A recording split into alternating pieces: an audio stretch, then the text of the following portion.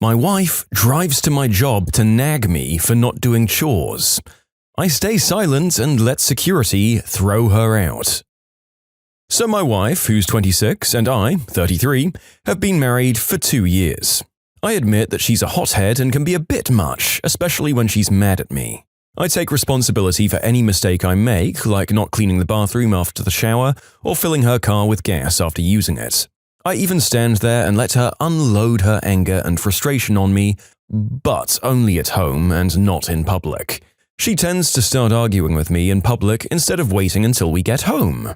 Recently, she's been coming to my workplace to berate me over something I did the night before, like not getting the stuff I said I would, or doing the stuff I said I would do. It's embarrassing and humiliating, and has been affecting my job to the point where I start getting warning after warning from my superiors who, I believe, have been very patient and understanding, especially when my wife makes a fuss at the office. I've told her that showing up at my workplace was not okay and a complete crossing of boundaries a million times over, but she refused to take responsibility and said that I'm the one creating these situations and I can't blame or dictate how she reacts. It's tiring having to go through the same thing over and over again. I get that she's frustrated and I have my moments too, but I'd never show up to her workplace and cause a scene, no matter what the justification was. Last week, I was in the middle of a 2-hour meeting, and the next thing I knew, I was seeing my wife barge in while yelling at me, asking why I was keeping the phone turned off. I had to turn it off after getting the warnings about it, since she forbade me from turning it off. I was stunned because my superior and co-workers and potential clients were there. I didn't even move. My superior dealt with it and called security to get her out. My wife started arguing with him, telling him she came for me, and then started urging me to get out of my seat and tell them back off. But I didn't. I just watched as security escorted her out. It was horrible because I had a fear that my job was lost. She yelled at me repeatedly to get them to stop, but she got kicked out eventually.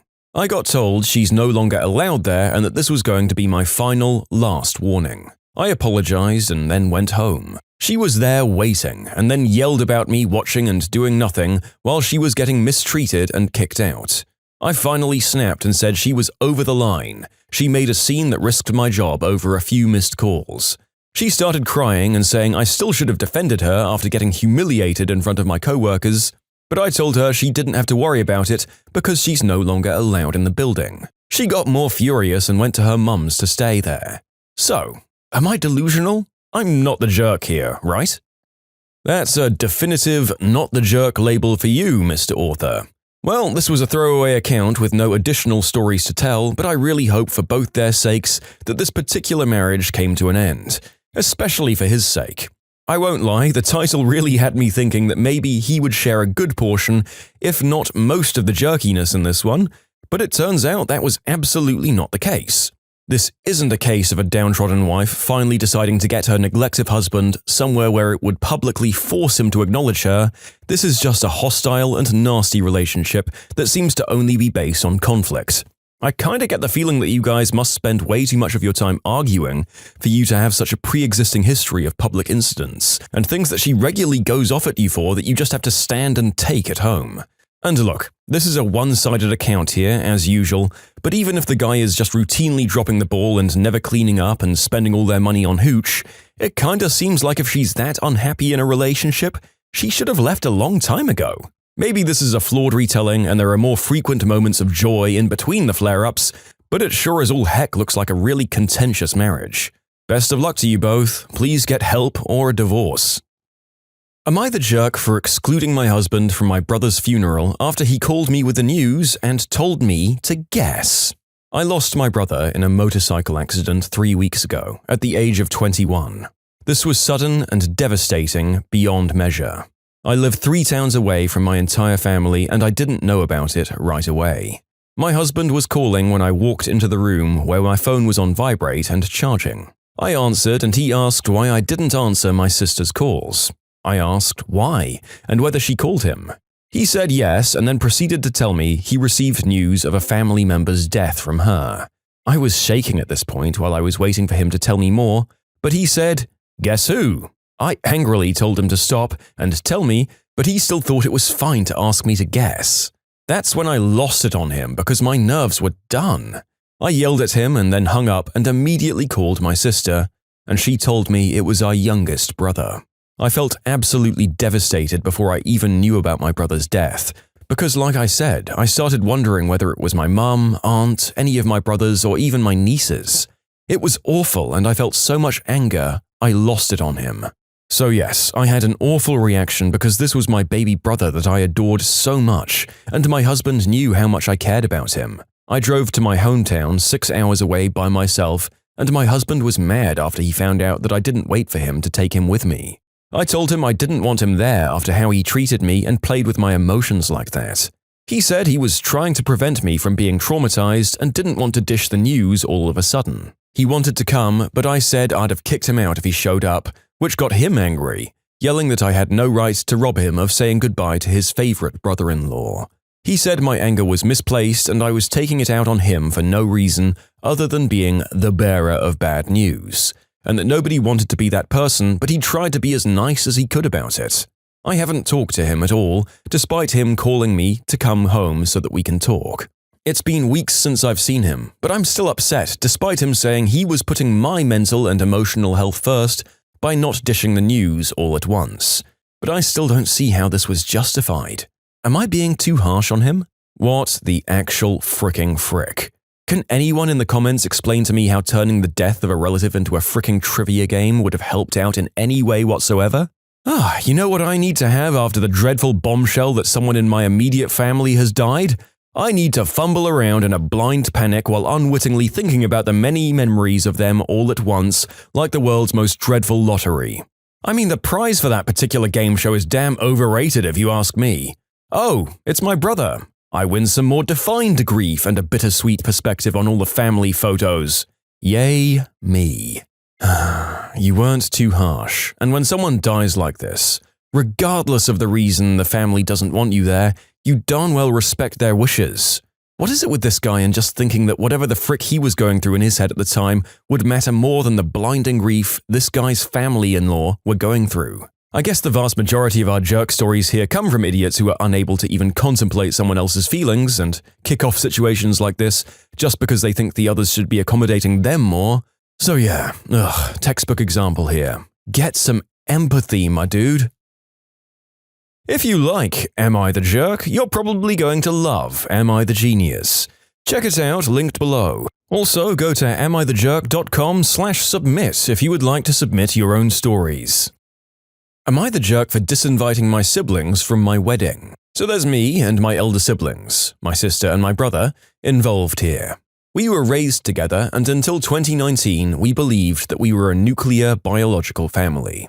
Then we found out our dad wasn't our bio dad, which even he didn't know. He'd wanted to find a family member and did a DNA thing to help him find them, and learned I wasn't biologically his.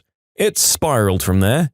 It then turns out my older siblings shared a bio dad, but I had a different one. She was married to Dad and had an affair with 2 different men who were brothers.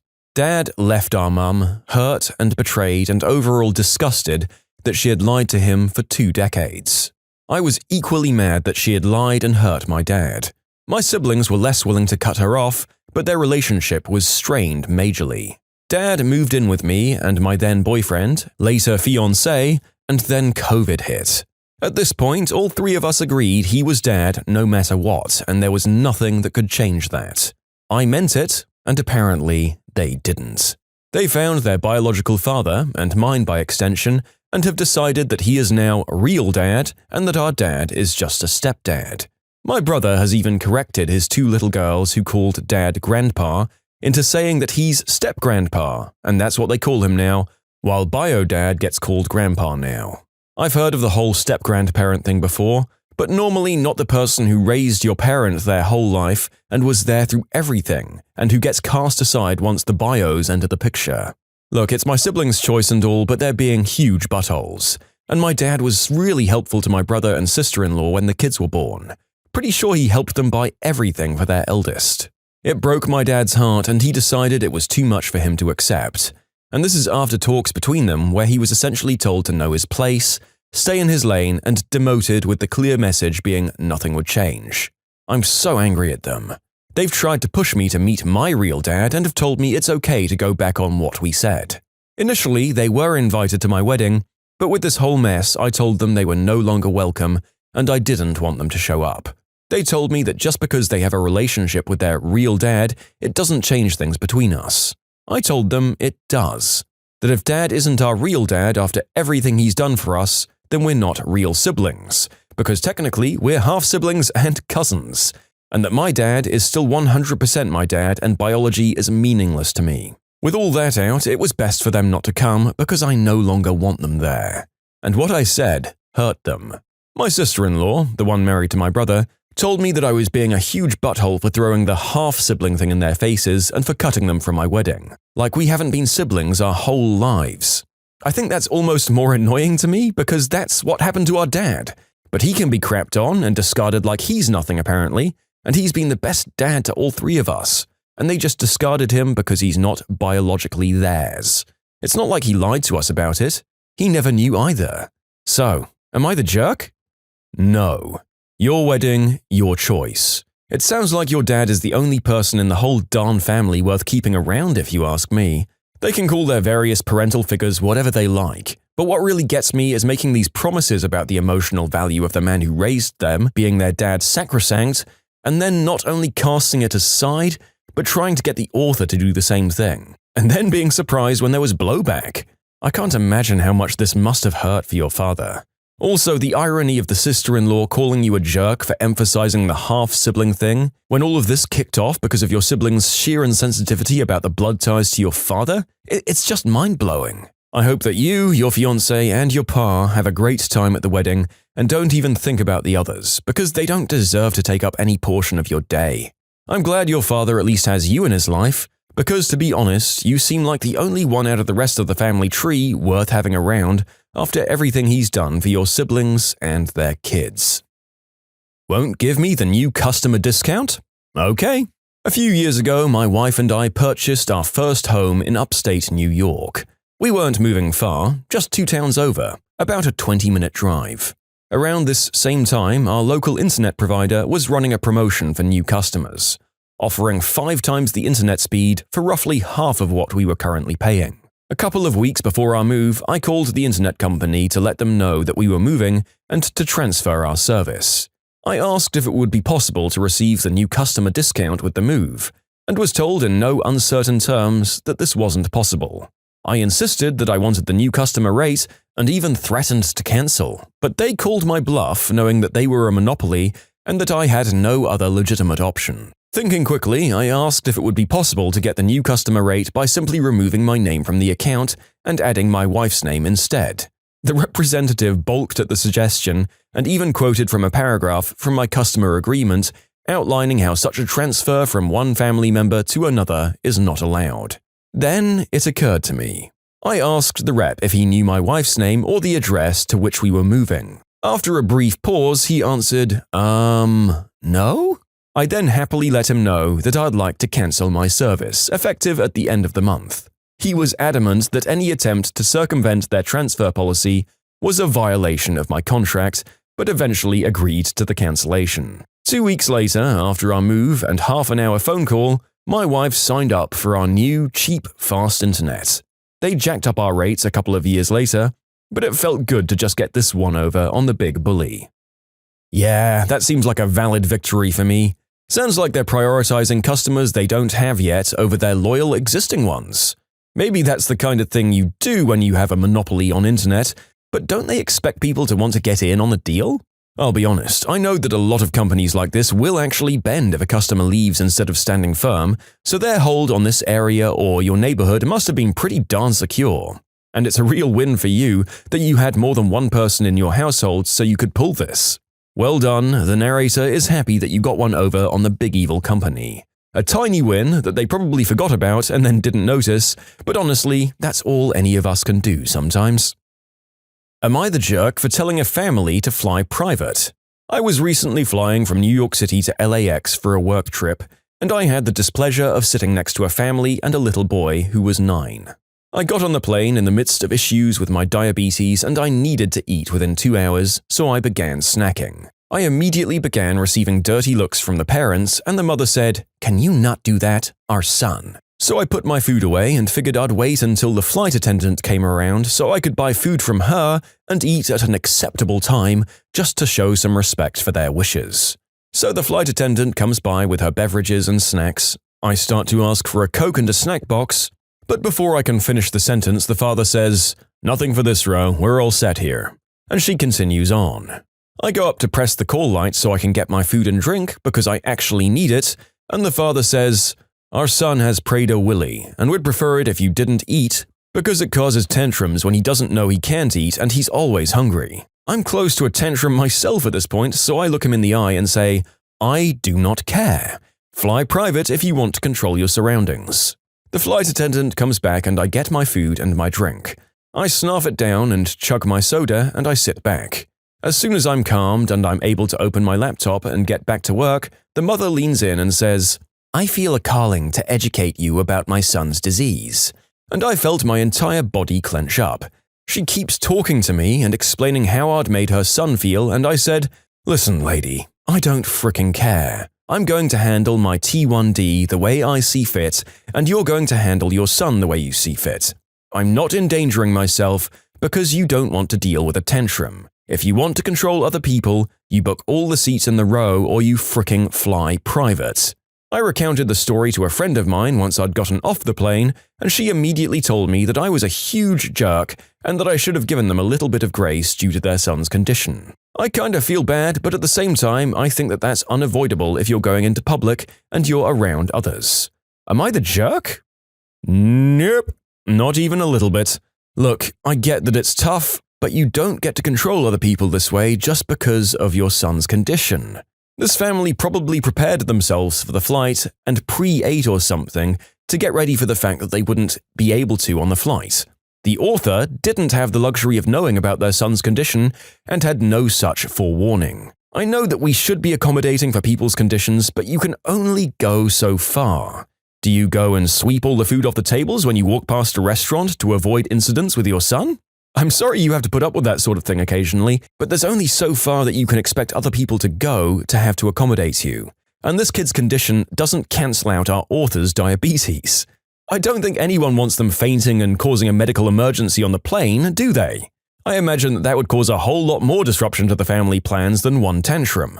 And that kind of logic doesn't just apply to people with diabetes or other conditions. If I'm at the tail end of a series of international flights and I'm exhausted and hungry, do I have to give up my meal as well? You can ask people around you to give up their meals. There's no harm in that after all, even though it's a little nervy. But you can't control how they react to that and what they do. I'm sorry that it's rough, and I do feel for you, but it just kind of seems like you have to settle in for a tough journey in cases like this. So apparently I messed up by misusing a whiteboard for 1.5 years. I bought a whiteboard when I moved into my new and current house.